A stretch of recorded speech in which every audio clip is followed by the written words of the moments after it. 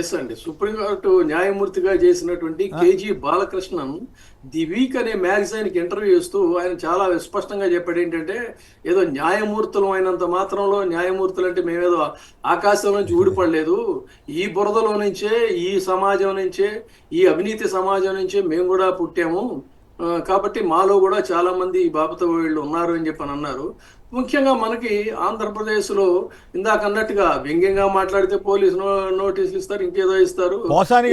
పోసాని గారి అనుభవం చూసాం కదా, బెయిల్ వస్తే ఇంకో కేసు పెట్టడం, బెయిల్ వస్తే ఇంకోటి కేసు పెట్టడం. మరి గతంలో అసలు రిమాండ్ పంపించిన సందర్భాలే చాలా తక్కువగా ఉన్నట్టు అనిపించేది మనబోటి వాళ్ళకి. ఇప్పుడు అసలు రిమాండ్ పంపిస్తుంటారు. నిజానికి ఇంత పెద్ద మీడియా ఉంది ఆంధ్రప్రదేశ్లో. ఒక సీనియర్ శాసనసభ్యులుగా, పార్లమెంటేరియన్ గా, మంత్రిగా, రాజకీయ నాయకుడిగా బొత్స సత్యనారాయణ గారు ఒక మాట చెప్పాడు. భారతదేశంలోనే ఎక్కడా ఇలాంటి అరాచకం గతంలో మేము చూడలేదు, మా అనుభవంలో మేము చూడలేదు అని. అది అక్షరాల 100% కరెక్ట్. అది భారతదేశంలోనే ఎప్పుడు ఇలాంటి అరాచకం లేదండి. ఎమర్జెన్సీలో కూడా నేను అనుకోవటం అప్పట్లో కూడా కొంత అంతో ఎంతో మానవత్వం ఉండేది. కానీ మామూలుగా అయితే ఏంటంటే తీసుకెళ్లి మీసా కింద అరెస్ట్ చేసి లోపల పడేసేవాళ్ళు, వాళ్ళకి పుస్తకాలు ఇచ్చేవాళ్ళు, అన్ని రకాల ఫెసిలిటీస్ చూసేవాళ్ళు. కానీ ఈ అరాచకం అనేటువంటిది అయితే అసలు ఎమర్జెన్సీని. దీంతో పాటు ఇంకోటి సమాధానం చెప్పండి. ఇప్పుడు మద్యం దీని మీద ఏదో వాళ్ళు దర్యాప్తులు ప్రారంభిస్తున్నారండి, చేస్తున్నారంట. అసలు ఎఫ్ఐఆర్లో పేర్లు రాయకుండా ఈ లిక్కర్ స్కామ్ అని చెప్పి అన్ని చేయొచ్చా? మీరు కూడా న్యాయవాదే కదా. ఇప్పుడు అసలు వీళ్ళు చట్టాన్ని పట్టించుకోవడం లేదండి. పదే పదే రీసెంట్ గా కూడా సుప్రీంకోర్టు చెప్తూనే ఉంది, మీరు గైడ్ లైన్స్ ఫాలో అవ్వాలి అని. కానీ బహుశా మరి వీళ్ళు ఏమనుకుంటున్నారంటే, వీళ్ళకి ఏమైనా సరే ఆ బాపత్ ఇప్పుడు ఆ నోట్ల కట్టలతో ఎవరో అరెస్ట్ అయ్యాడు కదా, ఆ బాపత్ వీళ్ళు మనకి సపోర్ట్ ఉన్నారని అనుకుంటున్నారు. లేకపోతే ఆ బాపత్ న్యాయమూర్తులు మనకు ఉన్నారు, గంటకు కొన్ని లక్షలు పడేసి చేయొచ్చు, ఆ సంగతి వచ్చినప్పుడు చూసుకోవచ్చు అనుకుంటున్నారేమో తెలియదు. కానీ అడ్డగోలుగా అయితే చట్టాలని తొంగలోకి దొక్కి రాజ్యాంగాన్ని పరిహసిస్తూ వీళ్ళు ఇష్టారాజ్యంగా చేస్తున్నారండి. ఇది ఎల్లకాలం సాగదు. ఇది ప్రపంచంలోనే ఎక్కడ ఈ రకమైన ప్రజాస్వామ్య దేశాల్లో అరాచకం సాగదు.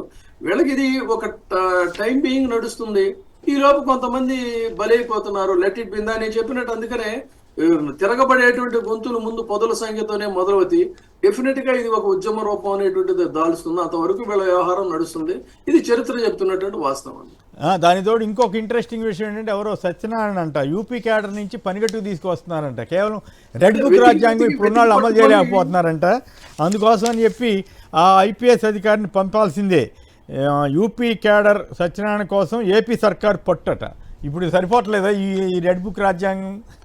అదే ఆణిముత్యాలను వాళ్ళు వెతికి తెచ్చుకుంటున్నారండి వాళ్ళకి. ఇది మొన్న వాళ్ళ పత్రికలో రాశారు కదా, ఎక్కడెక్కడి నుంచో తీసుకొచ్చి ఇది ఎక్కడో ఐఏఎస్ల భార్యలు స్టార్ హోటల్లో కౌంటర్లు ఓపెన్ చేశారని చెప్పి వాళ్ళ పత్రికలో రాశారు. అయినా కూడా వాళ్ళ ఎవ్వరి మనోభావాలు దెబ్బతిన్నా అక్కడ రెడ్ బుక్ రాలా. అది విశేషం. ఈ పబ్లిక్ మనీ అండి. పబ్లిక్ మనీతో ఐపీఎస్ ఆఫీసర్లకి వాళ్ళు సస్పెన్షన్ లో ఉన్నా కూడా అంత శాలరీ కొంత వెళుతుంది. పబ్లిక్ మనీతో వాళ్ళ సర్వీసెస్ ఉపయోగించుకోకుండా వాళ్ళని పక్కన పెట్టారు. ఐఏఎస్ఎల్ని పబ్లిక్ మనీతో వాళ్ళకి శాలరీస్ అంతో ఎంతో ఇస్తూ వాళ్ళని పక్కన పెట్టారు, వాళ్ళ సర్వీసెస్ ఉపయోగించుకోకుండా. టీచర్లని చాలా మందిని నడి రోడ్డు మీద పడేశారు. డిఎస్సి అన్నారు, అదన్నారు, ఇదన్నారు, ఐఎస్సి అన్నారు, ఈఎస్సి అన్నారు, ఏమీ లేదు. తర్వాత ఆశా వర్కర్లను రోడ్డు మీద పడేశారు. ఉద్యోగులలో లోపల ఇప్పుడిప్పుడే వాళ్ళు రియలైజ్ అవుతున్నారు ఎంత తప్పు చేశామని చెప్పని. వాళ్ళ పరిస్థితులు అదే రకంగా ఉన్నాయి. పబ్లిక్ మనీతో ఇంకొక ఇంపార్టెంట్ పాయింట్ ఏంటంటే, అసలు ఇప్పుడు కల్చరల్ ప్రోగ్రామ్స్ పెట్టారండి అసెంబ్లీ అయిపోయిన తర్వాత. ఆ కల్చరల్ ప్రోగ్రామ్స్ యొక్క స్ఫూర్తి ఏంటంటే, మామూలుగా చట్టసభల్లో అధికార పక్షాలు, విపక్షాలు వీళ్ళు హోరాహోరీగా ప్రజల కోసం అని చెప్పని ప్రశ్నించుకొని కొంత భావోద్వేగాలు గురవుతారు, కొంత ఆవేశాలకు లోనవుతారు.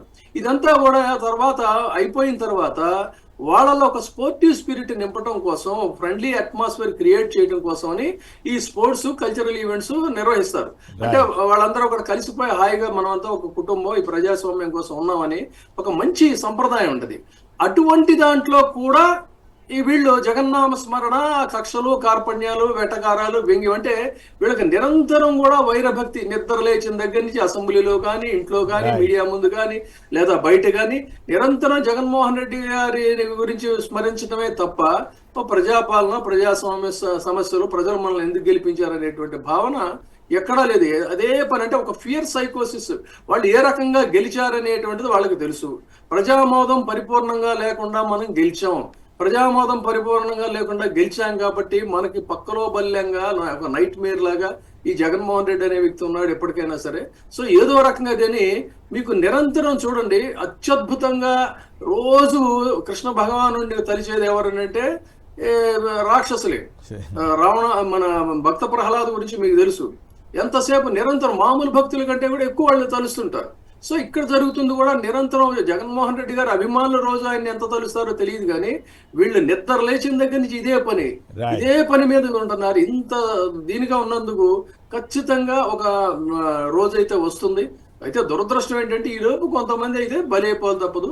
ప్రతి ఉద్యమ చరిత్రలో కూడా కొంతమంది త్యాగాలు అనేటువంటి అనివార్యం. ఈ ఆంధ్రప్రదేశ్ లో కూడా చాలా మంది త్యాగాలకు సిద్ధపడుతున్నారు. ఇప్పుడిప్పుడే తిరుగుబాటు నోళ్లు మెల్లమెల్లగా పైకి వస్తున్నాయి. తర్వాత ధర్నాలకు కూడా వాళ్ళు పూనుకున్నారు. ఈ స్థాయిలో ఏంటంటే ఇప్పుడు చాలా ప్రాథమిక స్థాయిలో ఉండొచ్చు. తిరుపతిలో ఆయన మన భూమన కరుణాకర్ రెడ్డి కుమారుడు, అతను తప్పటి కొంతమంది వచ్చారు. ఇవే త్వరలో మహోద్యమాలు అవుతాయి.